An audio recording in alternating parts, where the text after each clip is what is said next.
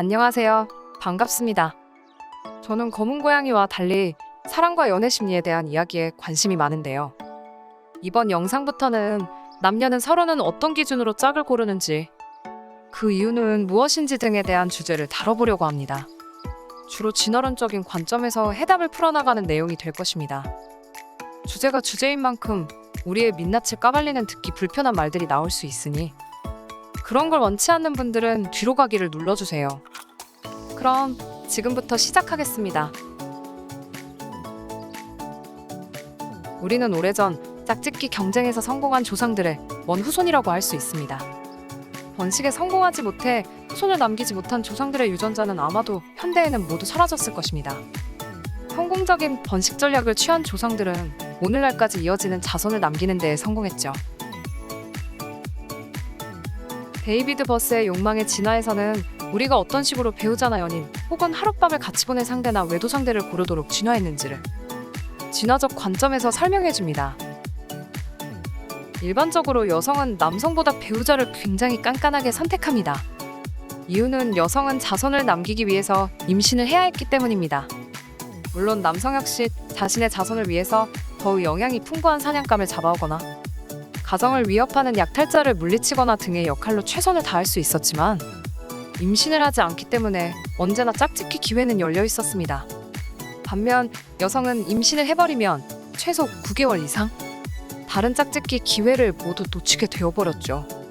그리고 약 9개월 이상은 임신으로 인해 에너지 소모도 늘어나고 외부의 위험으로부터 굉장히 취약해지는 페널티를 가지고 있었습니다. 아이를 낳은 뒤에도 아이에게 수유를 해야 하며 길면 3에서 4년간 계속됐죠. 또한 시간 역시 여성에게는 큰 손해입니다. 여성은 나이를 먹으면 먹을수록 번식 성공률이 현저하게 떨어지기 때문입니다. 여성은 번식력이 30세 이후부터 서서히 감소하며 약 35세부터는 기형아 출산율이 급격히 증가하죠. 심지어 50세쯤에는 더 이상 아이를 갖지 못하는 폐경을 맞이하게 됩니다. 남성도 이를 알기 때문에 나이를 먹은 여성을 배우자로 선호하지 않습니다. 여성 역시 짝짓기의 골든타임이 정해져 있다는 걸 본능적으로 알고 있습니다.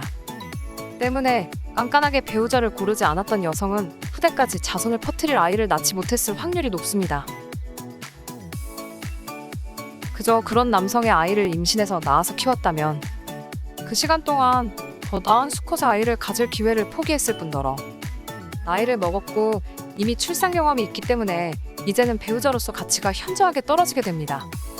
배우자로서 가치가 떨어졌다는 의미는 이전만큼 가치가 높은 수컷을 만날 수 없다는 말과 같습니다. 간혹 수컷과 암컷의 성역할이 반전된 생물종의 경우는 암컷들은 좋은 수컷을 차지하기 위해서 서로 경쟁하고 수컷이 까다롭게 암컷을 고릅니다. 이것으로 자식을 임신하는 역할을 가진 성별이 짝짓기 상대를 더 깐깐하게 고른다는 것을 알 수 있습니다.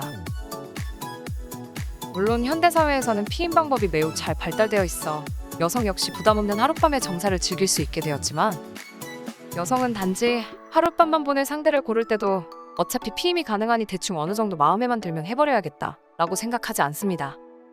하룻밤 상대를 고를 때도 파트너가 될 남성을 매우 깐깐하게 고릅니다. 저기 혹시 괜찮으시면 저희랑 합석하시겠습니까?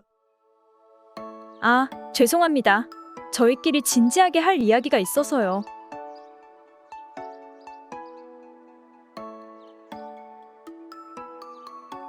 우리의 심리는 수백만 년에 걸쳐 진화한 산물이기 때문에 우리는 아직 원시적 성심리를 그대로 가지고 있습니다.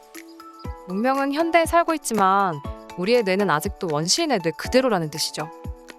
우수하지 못한 수컷의 아이를 임신했을 때 보게 될 잠재적 손해에 대한 공포. 그것은 아직도 유전자 깊숙한 곳에 단단히 박혀있는 것이죠. 그렇다면 여성에게는 하룻밤의 불장난과 장기적인 결혼 생활 중 어떤 쪽이 더 이득이었을까요? 그야 두말할 것 없이 장기적인 결혼 생활입니다. 우리의 조상 여성은 일시적인 성관계만 즐기는 파트너를 여러 명 두는 것보다 한 명의 남편에게 의지하는 게 더 이득이었습니다. 남성은 성관계 상대를 100명 둔다면 이론상 100명 이상의 자식을 볼 수 있지만 여성은 파트너가 100명이든 1000명이든 어차피 한 번에 임신할 수 있는 아이는 한 명뿐입니다.